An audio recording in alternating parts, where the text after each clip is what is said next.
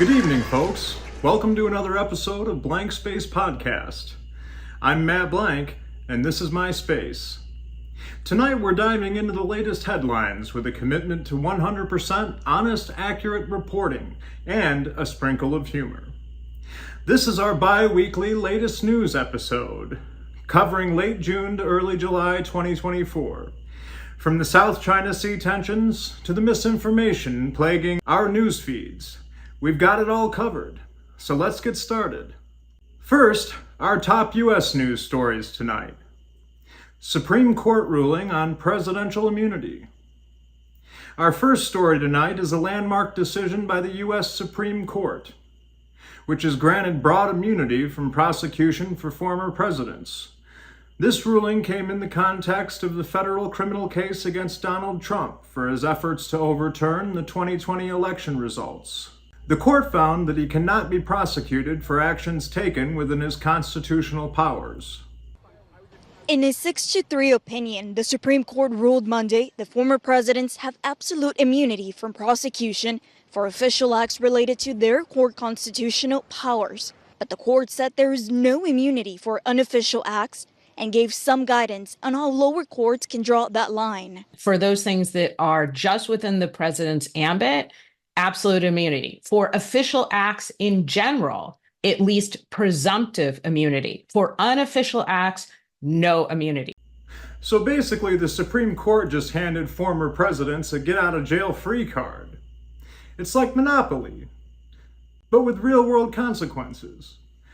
Who knew being a former president came with such perks? Next thing you know, they'll be giving out free parking at the White House.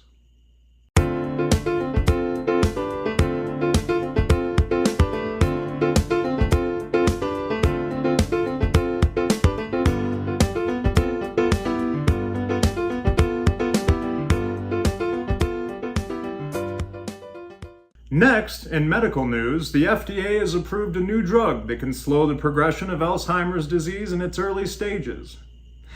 With a significant breakthrough for millions of patients and their families, offering hope for a better management option of the disease.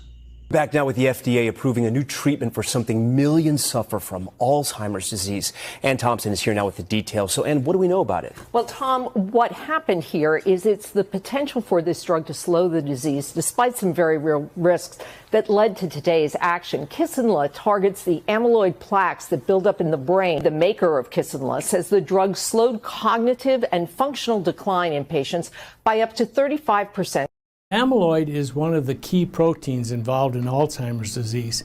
It's thought that by removing amyloid from the brain, you will slow down the rate of progression of the disease. The accelerated approval part means that while they're convinced it does what it's supposed to do biologically, they're not convinced of the clinical meaningfulness of that. Lecanemab does in fact remove amyloid from the brain, but it may also remove amyloid from the blood vessels in the brain, and this may render them leaky such that people on this drug may develop some swelling in the brain and may develop some bleeding in the brain. Kisunla is a monthly IV treatment that can be stopped once the plaques are cleared. The cost, $32,000 a year that Medicare is expected to cover. Finally, some good news. A drug that can slow Alzheimer's, though the side effects in the rush to push it through early are concerning. Now, if only they could find a cure for political amnesia, like when politicians forget their promises right after being elected.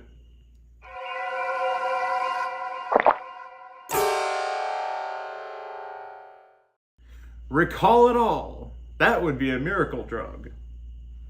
And for our final U.S. story, Wall Street is on fire. The stock market has set new records, fueled by hopes of interest rate cuts by the Federal Reserve. Investors are optimistic that moderate job growth will keep inflation in check without triggering a recession. Everybody's going to be debating the breakdown between part-time, full-time, good jobs. It's the quality of jobs that we don't get from the report, and it is hitting the wires. June jobs report. Hourly earnings, 3.9%. That dips below the 4.1% in the rearview mirror. And let's look at the way back machine. 3.9 equals April of 21. To find a lower number than that, you have to go back to May of 21 when it was 2.3%. The labor force participation rate, always important, 62.6%. Economists and analysts had it right. That's what they were expecting. And now JP Morgan Asset Management Chief Global Strategist David Kelly. David, great to have you with us. What's your take on that move we've seen in the 2 year? Do you think it's a bit ahead of the skis in terms of how many cuts we might get? I do accept the point that on a Friday after 4th of July, don't necessarily trust what's going on in terms of trading. But overall, we think that things are setting up for 2 cuts this year, one in September, one in December. What we're seeing is the economy is cooling, but it's cooling slowly. I think it's significant they downgraded payroll job growth by 111,000 for the prior 2 months, and also that drop in temporary workers. These are signs that the economy is just gradually decelerating here. Wall Street is like that one friend who always finds a way to win, no matter what. While the rest of us are worried about paying our bills, they're popping champagne over record highs. Must be nice to live in that bubble until it pops.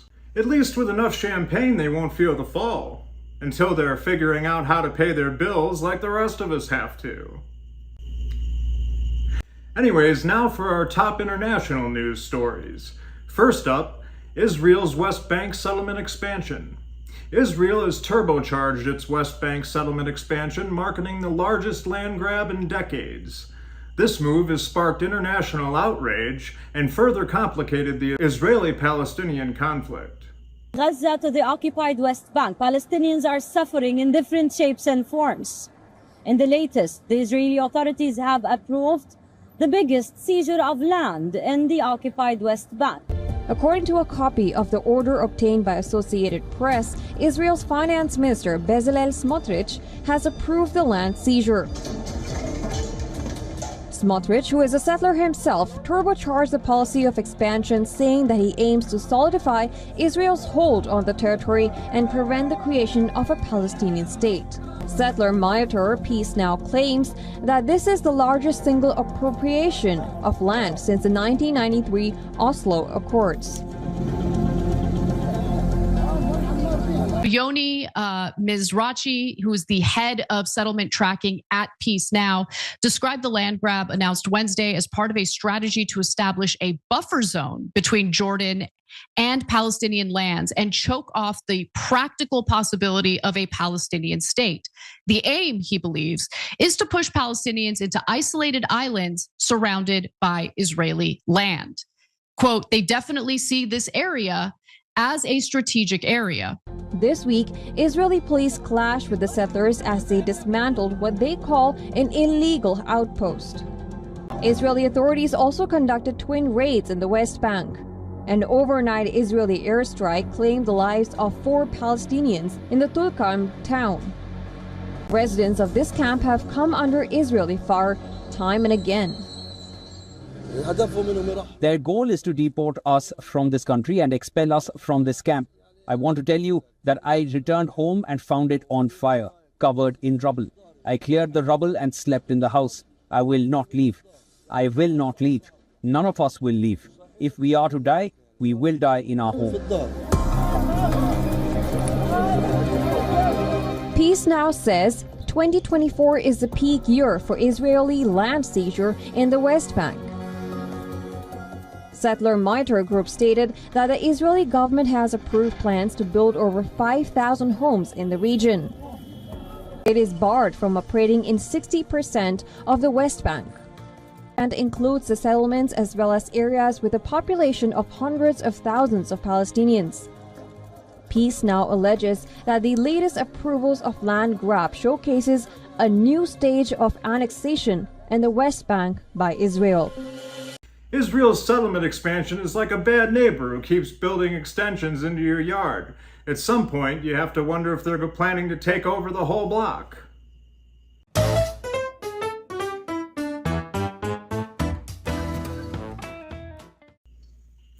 Next, France and Britain intervene in the Myanmar genocide case. France, Britain, and other countries have been allowed to intervene in the Myanmar genocide case at the International Court of Justice. This marks a significant step in holding Myanmar accountable for its actions against the Rohingya population. Let's take a look at the latest. A land where a fragile democracy was crushed by a coup. Now, the military junta is facing an unprecedented challenge. It no longer controls many parts of Myanmar. We're driving into the western Chin state, to what the junta doesn't want seen.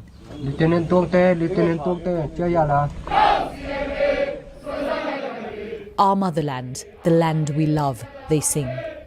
We'll defend it with our blood and life. This is the base of the Chin National Army, an ethnic rebel group. Masses of teenagers who've had a taste of democracy, choosing to abandon their dreams to join this uprising. 19-year-old Than Darlin had wanted to be a teacher. The first year after the coup wasn't too bad, but then the military began shelling our village. My son was stabbed here and here. The United Nations top court is hearing arguments in a case brought against Myanmar for alleged acts of genocide against its Rohingya Muslim minority. And covering proceedings for us today is our correspondent there, Fernand Van Tetz, and we can speak to her right now. Fernand, first of all, just tell us a bit about what is happening in the courtroom today. So today, Myanmar is basically setting out why this court has no jurisdiction. It was very clear in its opening arguments that today we are not looking about whether genocide was committed. That should completely be out of the court's head. They said that the court has no jurisdiction and the case is inadmissible. The United Nations highest court is set to decide on whether it has jurisdiction to hear a complaint against Myanmar for alleged genocide against its Rohingya minority. Myanmar, however, says that the International Court of Justice should dismiss the case. A UN fact-finding mission concluded that the 2017 crackdown, orchestrated by the military, had included genocidal acts. Myanmar has denied genocide, rejecting the UN findings as biased and flawed. It has said its crackdown was aimed at Rohingya fighters who had carried out attacks in western Rakhine State. But the ICJ rejected Myanmar's objections to the genocide proceedings in July last year, paving the way for the case to be heard in full. 5 European countries and Canada have teamed up to join the genocide case at the International Court of Justice (ICJ) that accuses Myanmar of committing genocide against the mostly Muslim Rohingya. Denmark, France, Germany, the Netherlands and Britain filed a joint declaration of intervention in the case, lodged by the Gambia in 2019, the United Nations highest court said late on Thursday. France and Britain stepping in to intervene? It's like the Avengers assembling, but with way more paperwork and less spandex. But let's hope they bring some justice to this dire situation. And now, Yemen's Houthi attacks on ships. Yemen's Houthi rebels have claimed responsibility for attacks on 4 ships in the Red, Arabian, and Mediterranean seas. These operations targeted vessels linked to the United States, United Kingdom, and Israel. A ship attacked by Iran-backed Houthi rebels last month sank in the Red Sea. The British-flagged Rubimar is the first vessel to be destroyed in their campaign to disrupt shipping in the region. Houthi rebels say they've attacked another cargo ship in the Red Sea. This morning, the terrorist organization released a video showing their June 12th attack on the Greek-owned MV Tudor coal carrier. Salvagers have confirmed the vessel sank. This marks the second time since November the Houthis have successfully sunk a commercial vessel. Attacks on civilian commercial ships in the Red Sea are on the rise once again. Authorities say Houthi rebels from Yemen are stepping up their attacks. A Greek-owned merchant ship was hit with an unmanned surface drone over the weekend. The U.S. Navy airlifted 24 civilian sailors from that ship. This is pure terrorism. There's simply no other word for it. MV Tudor Captain Christian Dumarque says they feared for their lives as Houthi rebels attacked their cargo ship while traversing the Red Sea on June 12. Dumarque explains the coal-carrying cargo ship was blasted twice by the rebels, which halted their operation and were forced to keep themselves inside the vessel. Sobrang bilis na pangyayari. Malaki po yung butas ng barko sa engine side. 10 minutes, wala pang 10 minutes, napuno na yung makina namin. Ganoon po kabilis. Tapos yung pagsabog po, sa lakas po ng sabog, pati yung salamin sa bridge, basag-basag. Ganoon po kalakas. Nabingi po kami. As 21 of the 22 all-Filipino crews of the MV Tudor arrived from Bahrain at the Ninoy Aquino International Airport today, they were relieved and wished to stay at home with their families while recuperating from the incident. The war in Gaza has been raging for 9 months now. And as our David Martin reports, American warships have been in harm's way, playing a vital and dangerous role. The destroyer USS Carney returns home to Mayport, Florida, at the end of a 7-month voyage to the Middle East. A voyage unlike any other. What were you expecting? Not what happened. What happened to Commander Jeremy Robertson and his crew was the war between Israel and Hamas, which turned a routine deployment into a running gun battle against Iranian-backed Houthi rebels in Yemen. Lieutenant Dennis Morrill says it began soon after the ship passed through the Suez Canal into the Red Sea. We started getting indications that there was possibly some sort of attack coming from the south towards Israel. Welcome to the Red Sea. Right. Didn't take long. I think it was anywhere from 25 to 35 UAVs and land attack cruise missiles had been launched, and some of them were headed up the Red Sea, and we picked up the very first one-way attack UAV on our system approximately 60 or 70 miles away from us. Robertson headed for the ship's Combat Information Center. The Carney tracked and intercepted drones and missiles that came within range. The first American shots fired in defense of Israel. The battle lasted 9 hours. It just kind of stopped, and we stood around and kind of looked at each other like, wow, did that really just happen? The Carney doesn't look heavily armed, just a single gun mount visible on its forward deck. But Lieutenant Kenny Shook, the ship's weapons officer, showed us the launch tubes which hold its real firepower. Once we give the order in combat, the cell hatch is going to open, and then missile's going to go out and take out the target that we launch it at. During its time in the Red Sea, the Carney shot down 45 out of 50 slow-flying drones and faster-flying missiles that were targeting commercial ships transiting to and from the Suez Canal. And they actually started shooting ballistic missiles and cruise missiles at motor vessels. Which worried you the most? The ballistic missiles. Because? You're looking at something that's coming at you at Mach 5, Mach 6. You know, the watchstanders have anywhere from 15 to 30 seconds to engage. It was the Navy's first ever real-world test against a supersonic missile. But the Carney and the other Navy ships patrolling the Red Sea could not protect every commercial vessel from Houthi attacks. One sank. By the time the Carney headed home, the Red Sea was still not safe, and the destroyer's battles still not over. On the night of April 14th, Iran launched more than 300 drones and missiles against Israel. The voyage of the Carney ended as it began, shooting down an incoming missile. The last shot Carney fired before heading home. Seriously, folks, the Houthi are playing a dangerous game of battleship. Let's hope they don't hit a critical target, or we might be looking at a real-life naval warfare scenario. Someone needs to tell them this isn't a video game. Man your battle stations. The enemy's armed for battle. He got us, sir. Yeah. What now, sir? Can you swim, Nelson? And now for our top Philippine news stories. First up, the South China Sea. Last month, the Chinese Coast Guard boarded Philippine Navy vessels, leading to a severe altercation where a Filipino soldier lost a finger. The Philippines has demanded China pay $1 million in reparations for the damages caused by this incident. The US, Canada and Australia have all spoken out in support of the Philippines. They've been critical of China. after a confrontation between Filipino forces and the Chinese Coast Guard. New details have emerged about the incident which happened on the disputed Spratly Islands in the South China Sea Monday. CNN's Ivan Watson live in Hong Kong with more details on this. So what appears to be a collision between a Chinese vessel and the Filipinos, there are now more details about what actually happened on that island.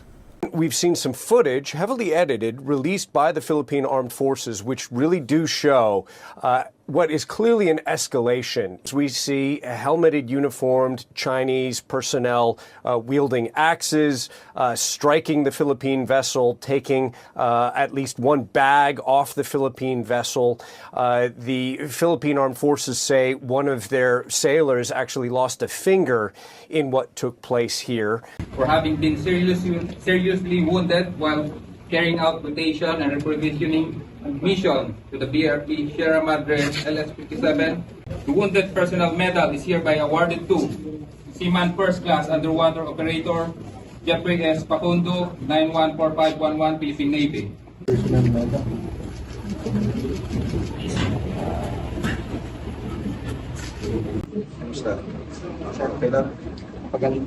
The Chinese government is denying that it engaged in anything illegal here. Take a listen to a spokesperson for the foreign ministry.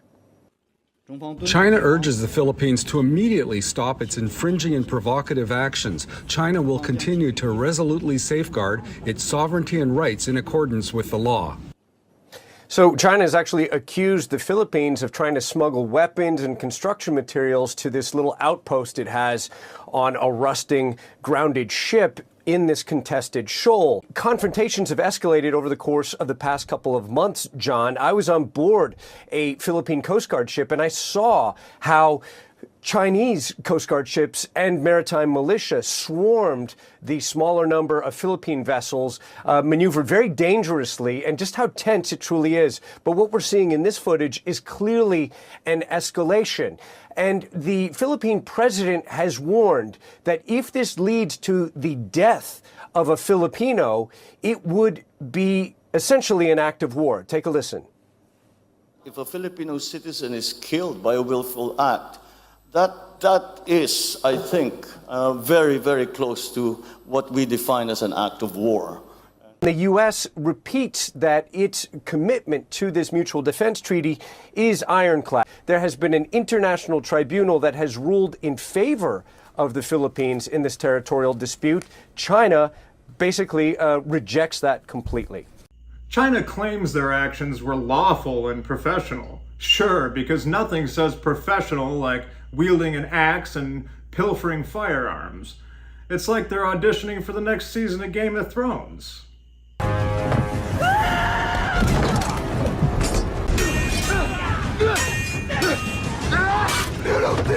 Well, I guess that's China's medieval strategy in the South China Sea. What's next? Dragons and knights? Let's try not to kill each other before the next UN meeting, shall we? Next top story is the Philippine military's response to Chinese aggression. The Philippine military chief has warned that his forces will defend themselves with the same level of force if they come under assault again from China's Coast Guard. This statement comes after a chaotic face-off last month where Filipino Navy personnel were injured. The Philippines is looking for stronger defense ties with the United States. Laura Bicker has just sent this report. Life is fragile in this northern frontier of the Philippines. Impenetrable limestone cliffs and frequent storms can cut the island off for weeks. But people here face a new threat, caught between two superpowers trying to gain supremacy over these seas. Their proximity to Taiwan has made them both a strategic US ally and a vulnerable foe. The US and the Philippines held combat drills here to practice defending an island from aggressors. Part of the largest military exercises the two allies have ever staged. This is about more than a show of arms. This is about Washington building an arc of alliances across Asia. South Korea, Japan, the Philippines, Australia. The idea is to build a reliable coalition, just in case there's conflict with China. But some fear an increasing US presence will provoke the People's Republic of China. We don't want a war with the PRC. We do not want that. We do not desire that. We are not provoking that. A war with the PRC is good for nobody, to include the PRC.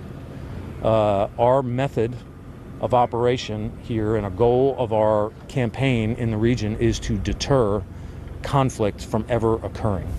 The way I see it, it's like a schoolyard fight where both sides are armed with sticks and stones. But in this case, it's machetes and spears.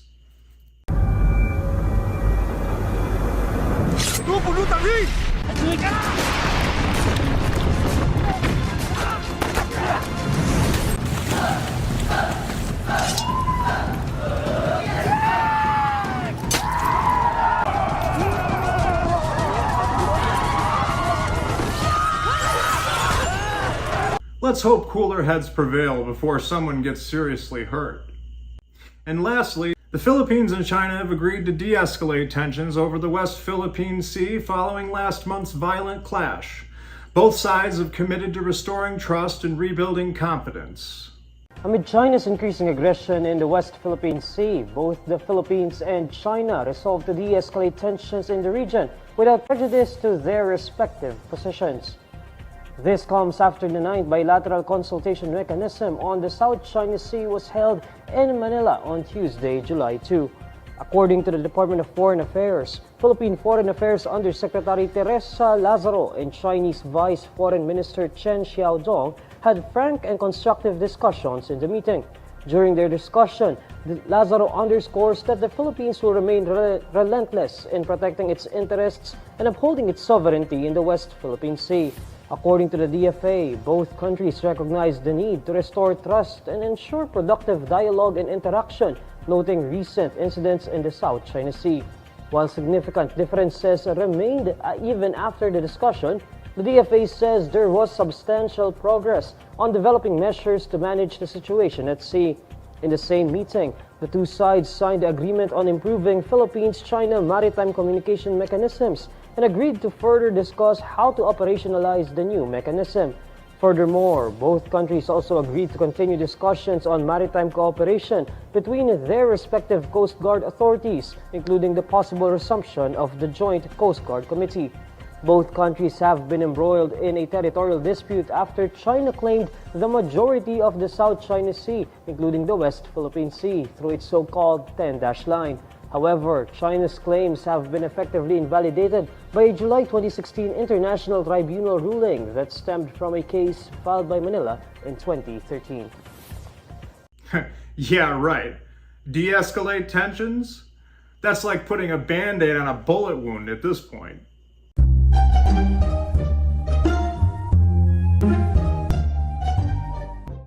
But seriously, folks, let's hope this agreement holds longer than a New Year's resolution.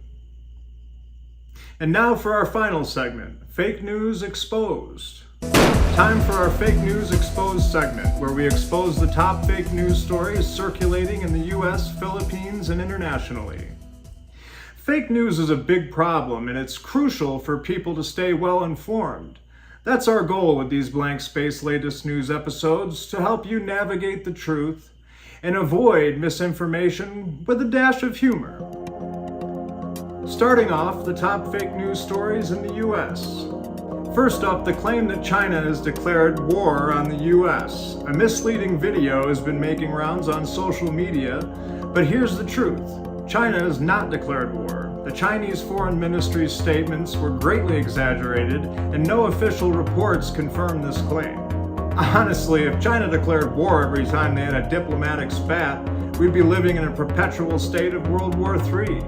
This is just another case of sensationalism at its finest. Sources that spread this fake news story, unverified YouTube channels, and sensationalist social media posts.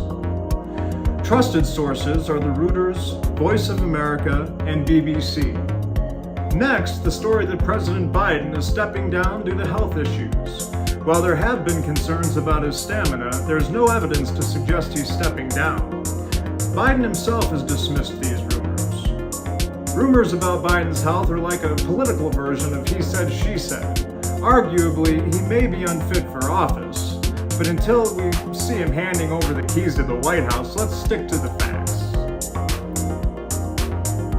Sources to avoid in the story are unverified social media posts and partisan blogs. Trusted sources are the New York Times, Washington Post, and Associated Press. And lastly, the rumors of U.S. election rigging in 2020. During the 2020 elections, fake news articles claimed widespread rigging. These claims have been thoroughly debunked by multiple fact-checking organizations and election officials. Election rigging claims are like a bad horror movie. No matter how many times you debunk them, they keep coming back. Let's keep the drama on the big screen, shall we? Sources to avoid that spread this story: conspiracy theory websites and unverified social media accounts. Whereas the trusted sources are factcheck.org, Snopes, and major news networks. Now for our top fake news stories in the Philippines. First up, the story that Marcos Jr. hired Cambridge Analytica for a family rebranding campaign. While there were rumors and allegations, Marcos Jr. has denied these claims, and there's no concrete evidence to support this story. Marcos Jr. hiring Cambridge Analytica sounds like the plot of a political thriller, but in reality it's just another baseless rumor trying to add spice to an already spicy political scene. Sources to avoid that spread this story: unverified social media posts and tabloid websites. Whereas trusted sources are ABS, CBN, Pulse Asia Research, and AFP. And next up, fake vote tallies in the 2022 elections. During the 2022 elections, fake vote tallies were rampant on social media. TSEK.ph fact-checked these claims and found them to be false. These bogus tallies were part of a coordinated disinformation campaign. Fake vote tallies? It's like an election simulator 2022 and someone forgot to turn off the cheat codes. Remember folks, always double check your sources. Sources to avoid: the usual suspects, unverified social media posts and partisan blogs. Whereas trusted sources are TSEK.ph, Commission on Elections, and major news outlets like GMA News. And finally, fake Filipino news story 3, hoax military message. A hoax message claimed that a Philippine military official warned of an imminent attack. These messages were fabricated and spread on social media, causing unnecessary panic nationwide. Hoax military messages are like prank calls on a grand scale. Let's leave the drama to Hollywood and stick to verified information. Sources to avoid that spread this story: unverified social media posts and clickbait websites. Trusted sources that you can depend on are Philippine News Agency and Rappler major news networks. Now for our final fake news segment, international fake news stories. The top fake news story is Ukraine's First Lady buys a luxury car. The claim that Ukraine's lady bought a luxury car with US aid funds, in fact. This story was part of a broader disinformation campaign and has been thoroughly debunked. Ukraine's First Lady buying a luxury car with aid funds? That's like accusing Santa Claus of stealing Christmas presents. Let's keep our stories grounded in reality. Sources to avoid: Russian-based websites and unverified social media posts. Trusted sources are BBC, the Reuters, and AFP. Next fake news story: Israel's alleged genocide in Gaza. There are claims that Israel is committing genocide in Gaza. While the conflict is severe, the term genocide is a gross exaggeration and misrepresentation of the facts. Throwing around terms like genocide without evidence is like calling a food fight a war. Let's keep our terminology accurate and our reporting honest.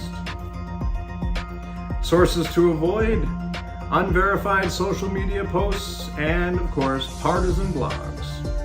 Whereas trusted sources in this case are Al Jazeera, BBC, and The Guardian. And our final fake news story of the night: fake COVID-19 cures. These false claims have been debunked by health experts and can be dangerous if followed. Fake COVID-19 cures are like snake oil salesmen of the digital age. Let's stick to the science and leave the quacks in the past.